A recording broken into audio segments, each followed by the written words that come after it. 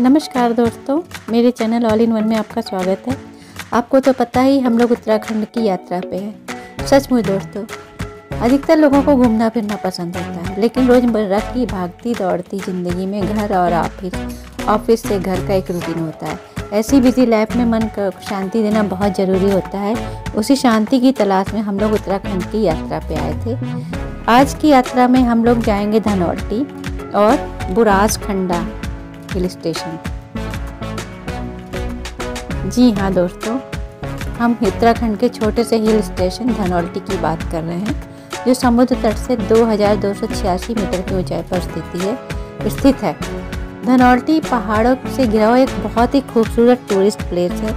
यहाँ पे आप लोग एडवेंचर भी कर सकते हैं और आसपास में घूमने की बहुत अच्छी जगह है। धनौल्टी एक मनमोहक शांति से भरी हुई जगह है। यहाँ मौसम बदलने में 1 मिनट भी नहीं लगता और जाड़े में जब आप आएंगे तो बर्फबारी का आनंद लेंगे। और गर्मी में अगर बारिश के समय आएंगे तो कभी बहुत तेज़ धूप हो जाएगी और कभी बर्फबारी हो जाएगी, कभी बारिश की बूंदें। गर्मी में तो बर्फबारी नहीं होगी, लेकिन हाँ बारिश की बूंदें आपको भिगो देंगी। यह जगह किसी जन्नत से कम नहीं है। यहाँ की प्रकृति आपका मन मोह लेगी।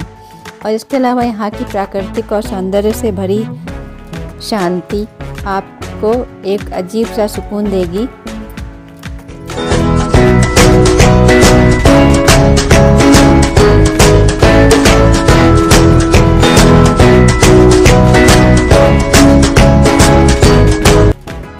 दोस्तों, हम लोग ने सुरकंडा देवी का दर्शन कर लिया और खूब एंजॉय भी किया। पिछले वीडियो में आपने देखा ही होगा।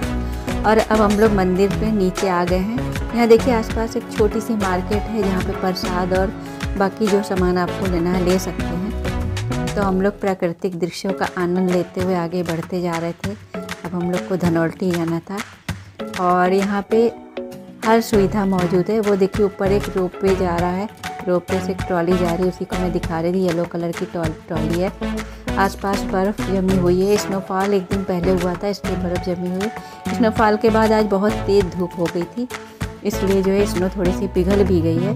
लेकिन प्राकृतिक दृश्यों का आनंद लेने के लिए यहाँ पे आप अगर आएंगे तो आपको बहुत अच्छा लगेगा। अब जिस जगह की बात कर रहे हैं हम धनौल्टी की, वहाँ पे भी बहुत ही आनंद आएगा आपको। वहाँ पे हम इको पार्क जाएंगे।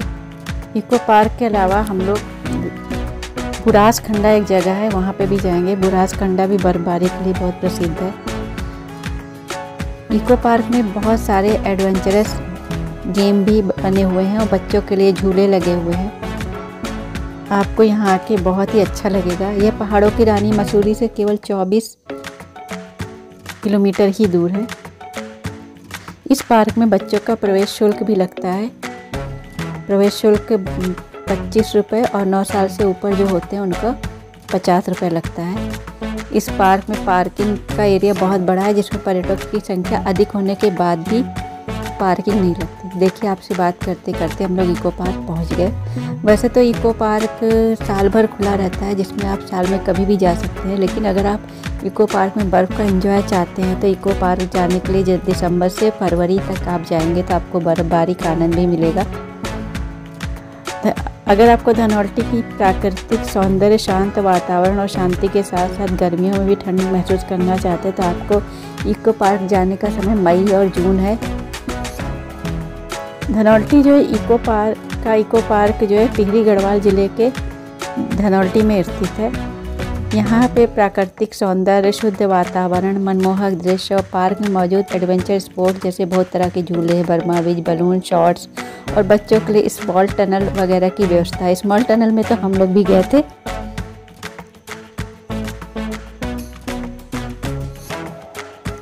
धनौल्टी में पार्क में जो देवदार के वृक्षों से घिरा है वो बहुत ही सुंदर लगता है। यहाँ वन विभाग द्वारा बनाए गए इको हट्स भी हैं, जहाँ हम लोग रुक सकते हैं। और आसपास के कुछ अच्छे भी पर्यटक स्थल हैं यहाँ पे, जैसे दशावतार, जोशंदा फॉल आदि। और यह अब पर्यटकों के बीच अपने आलू के खेत के लिए बहुत प्रसिद्ध है। और यहाँ पे कई एडवेंचर स्पोर्ट्स जैसे rock climbing, river crossing, hiking तथा धांगधर ट्रैकिंग का भी आनंद उठा सकते हैं।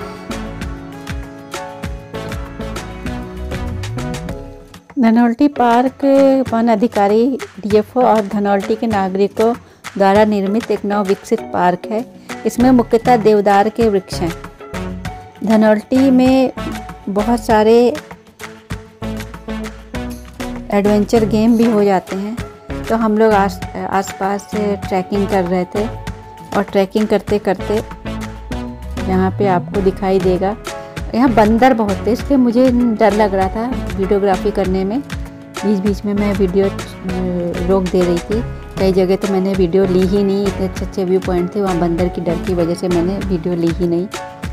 ये देखिए सामने एक केव दिख रही है। हम लोग केव में गए। केव के मुंह पे हाथी बना होता है। ये देखिए पहले ये जा रहे हैं अंदर, उसके बाद मैं भी अंदर जाऊंगी। अंदर छोटे छोटे वो बने हुए हैं, फ़ोटो लगी है, फ़ोटो गैलरी टाइप का है। और उसके बाद हम लोग बाहर निकल आए। बाहर निकलते समय शेर का मुंह बना हुआ था। आप शेर के मुंह की तरफ से भी जा सकते हैं। और जब मैं शेर के मुंह की तरफ से निकल रही थी तो इन्होंने एक फ़ोटो खींच ली, कहे शेर के मुंह से शेरनी निकल रही है। वो फ़ोटो मैं अभी आपको आगे दिखाऊंगी। हरी भरी हरियाली, ओक के पेड़, देवदार के पेड़ों की ताजगी की खुशबू से आच्छादित यह पार्क लगभग 13 हेक्टेयर में फैला हुआ है। ये इको पार्क धनौल्टी के सबसे प्रसिद्ध पर्यटक आकर्षणों में से एक है और इसका निर्माण डीएफओ द्वारा यहाँ के से लोगों को रोजगार मिले और यहाँ के लोगों को गरीबी से छुटकारा मिले, इसलिए ये पार्क बनाया गया था। देवदार, रोडोडेंड्रॉन और ओक के घने जंगलों के कारण यहाँ का वातावरण प्रदूषण मुक्त और स्वच्छ है और यहाँ पे मिनरल युक्त पानी ताज़ा जो पहाड़ का आता है वो भी आप पी सकते हैं। ये मेरे झुमकी जो दिख रही है, इसकी भी एक कहानी है। झुमकी मेरी 2 बार गिर चुकी, यहाँ पे भी गिर जाएगी, लेकिन एट लास्ट मिल जाएगी। अभी जब मैं झूला झूलूँगी तो आप देखिएगा मेरे कान में झुमकी नहीं है। यहाँ पे आसपास बंदर बहुत ज़्यादा थे, तो मुझे फ़ोटो खींचने में इतना डर लग रहा था कि मैं आपको बता नहीं सकती। लंबी लकड़ी के ढलान, बाहर की ओर आराम से ठंडी हवा के झोंके, गर्म और मेहमान नवाज सुंदर मौसम, बर्फ से ढके शानदार पहाड़ों का दृश्य आप यहाँ से देख सकते हैं। इस पार्क में वो सब चीज़ें मौजूद हैं जो एक बड़ों को और बच्चों को चाहिए, चाहे वो एडवेंचरस गेम हो, चाहे पार्क हो, चाहे आपको यहाँ पे शांत वातावरण में ऐसे ही बिताना है तो भी आप बिता सकते हैं, यहाँ कैंप भी कर सकते हैं। ये देखिए मेरे पतिदेव फ़ोटो खींच रहे हैं और प्राकृतिक दृश्यों का आनंद ले रहे हैं।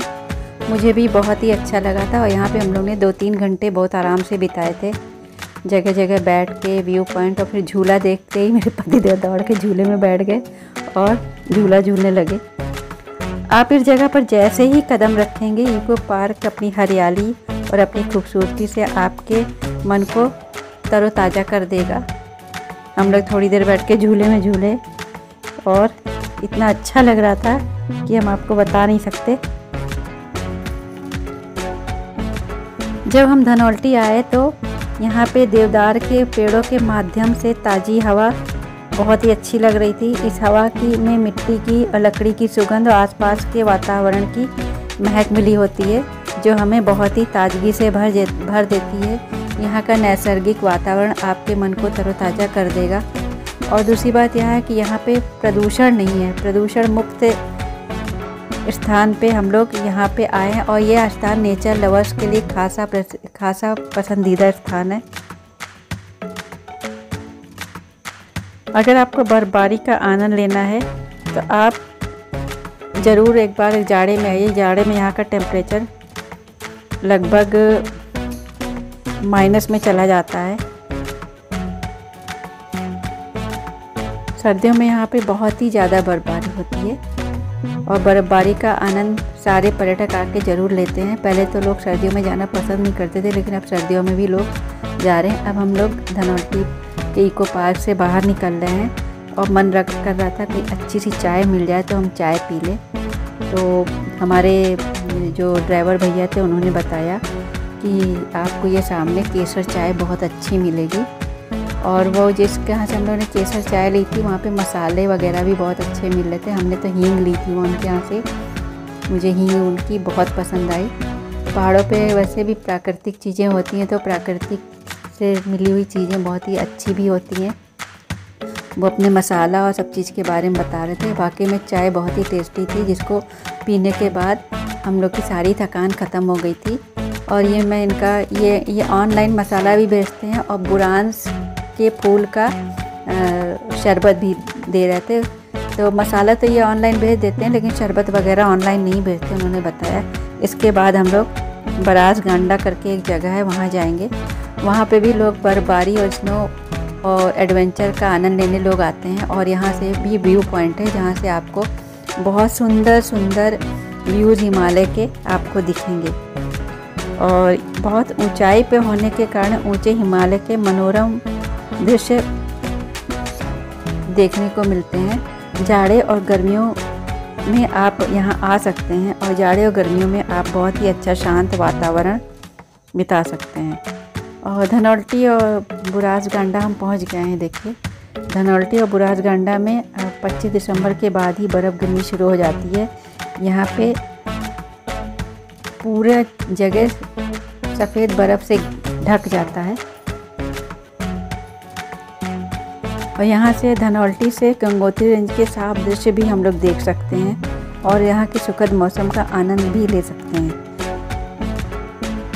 यहाँ पे आने पे अगर गर्मी में भी आप आ रहे हैं तो गर्म कपड़े आप ज़रूर रखिएगा, क्योंकि उस समय भी यहाँ का टेम्परेचर ठंडा रहता है।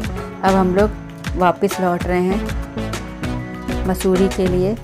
जैसे मैंने जाते समय आपको आसपास के दृश्यों का दर्शन कराया था, बहुत सुंदर सुंदर दृश्य थे। आप सोच रहे होंगे वीडियो लंबी हो जा रही, लेकिन मुझे लग रहा था आपको भी आसपास के दृश्यों का आनंद दिलाया जाए, आपको भी लगे कि आप लोग भी हमारे साथ घूम रहे हैं। इसलिए मैंने दिखाया कि बगल में कितनी गहरी गहरी खाई है, और इधर किनारे की ओर ऊंचे ऊंचे पहाड़ हैं। कहीं पे बादल आ जा रहा था, कहीं पे धूप निकली हुई थी, कहीं पे धुंध छाई हुई थी। बस इसी तरह हमारा रास्ता कट रहा था। हम लोग ऊंचाई से नीचे की ओर जा रहे थे। धनौल्टी और रेरसुरकुंडा तो बहुत ऊंचाई पर स्थित है, और मसूरी थोड़ा पहाड़ नीचे की ओर है, इसलिए हम लोग पता लग रहा था कि हम लोग ढलान पे जा रहे हैं। और हम लोग की गाड़ी धीरे धीरे गंतव्य की ओर बढ़ती जा रही थी। ये देखिए, अभी भी बर्फ़ से ढके हुए पहाड़ दिख रहे हैं। जैसे जैसे हम लोग आगे बढ़ते जाएंगे, बर्फ़ से ढके हुए पहाड़ ख़त्म होते जाएंगे, वो नहीं दिखेंगे। पहाड़ों पे घुमावदार रास्ता होता है, तो किसी किसी को चक्कर भी आने लगता है, लेकिन हम लोग की तो आदत पड़ गई है, हम लोग को चक्कर वक्कर नहीं आता है, और हम लोग बड़े आराम से सफ़र कर लेते हैं। रास्ते में बहुत ढेर सारी खाई पड़ी थी, बहुत ढेर सारे सीढ़ीदार खेत और छोटे छोटे कस्बे बीच बीच में जो गांव बसे होते हैं। सचमुच पहाड़ी लोगों का जीवन बहुत ही कठिन होता है, एक पहाड़ से दूसरे पहाड़ पे जाना। ये लोग एक एक सिलेंडर, दो दो सिलेंडर पीठ पे लाद के पहाड़ पे चढ़ा देते हैं, और हम लोग का अपना ही चलना मुहाल हो जाता है पहाड़ों पे। हम लोग घूमने आते तो अपना बैग लेके चलते हैं, तो हम लोग को थकान लग जाती है, और ये लोग ऊंची बोरी पीठ पे लाद कर काफ़ी दूर दूर तक चले जाते हैं। ये है रास्ते के मनोरम दृश्य, देवदार के वृक्ष, पहाड़, घाटियाँ, और बीच बीच में एडवेंचर करने के लिए भी, एडवेंचर स्पोर्ट्स का भी जगह जगह क्लब टाइप का बना हुआ है। ये देखिए, देवदार के वृक्षों की पंक्तियाँ कितनी खूबसूरत लग रही है, और पहाड़ पे धुंध छाई हुई है। अब यहाँ पे बादल हो गया था, फिर थोड़ी देर बाद फिर धूप हो गई थी। इसी तरह हम लोग का रास्ता कट रहा था। धीरे धीरे हम लोग मसूरी की ओर बढ़ते जा रहे थे। मसूरी की ओर जा रहे थे तो लग रहा था मसूरी में बादल छाए थे, इसलिए बादल हो रहे थे, और धीरे कभी कभी धूप हो जा रही थी, कभी कभी बादल। देखिए, जो एडवेंचर की बात कर रहे थे, एडवेंचर स्पोर्ट्स देखिए दिख गया। और देखिए पीछे सड़क दिख रही है, हम लोग उधर ही से आए हुए हैं। देखिए, हम लोग आगे बढ़ते ही जा रहे हैं। ये देखिए, फिर खाई आ गई। ये देखिए, फिर एक एडवेंचर के लिए, स्पोर्ट्स के लिए बना हुआ है। जगह जगह ये मसूरी में धनौल्टी के रास्ते में और वो बुरासखंडा के रास्ते में पड़ा था, और बीच बीच में देवदारों की पंक्तियाँ बहुत ही सुंदर लग रही थी, मन को मोह रही थी। और देखिए, छोटे छोटे गांव दिख रहे हैं, थोड़ी थोड़ी दूर पे छोटे छोटे गांव, थोड़ी थोड़ी दूर पे बस्तियाँ, अलग अलग। जैसे हम लोग के शहरों में मोहल्ले होते हैं, वैसे यहाँ पे भी अलग अलग मोहल्ले होते हैं, गांव होते हैं, लोग उधर ही वहीं से आते जाते हैं। और हम लोग तो हम लोग रहते नहीं थे, इसलिए हम लोग के गाँव के नाम भी नहीं मालूम रहते। जैसे वहाँ पे पूछो कि आप यहाँ मसूरी में कहाँ से आई, तो बताती वो वहाँ पे मेरा गांव है, मैं वहाँ से आई।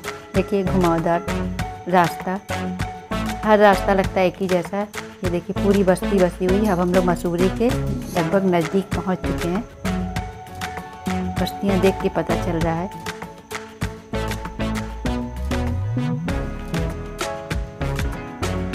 मसूरी में तो बहुत भीड़ भाड़ हो गई है। लोग भीड़ भाड़ से बचने के लिए धनौल्टी, बुरासखंडा और एक काना ताल भी एक जगह है, वहाँ पे भी जाते हैं। यहाँ पे घूमने की तो बहुत ढेर सारी जगह है। वो देखिए मसूरी दिख रहा है।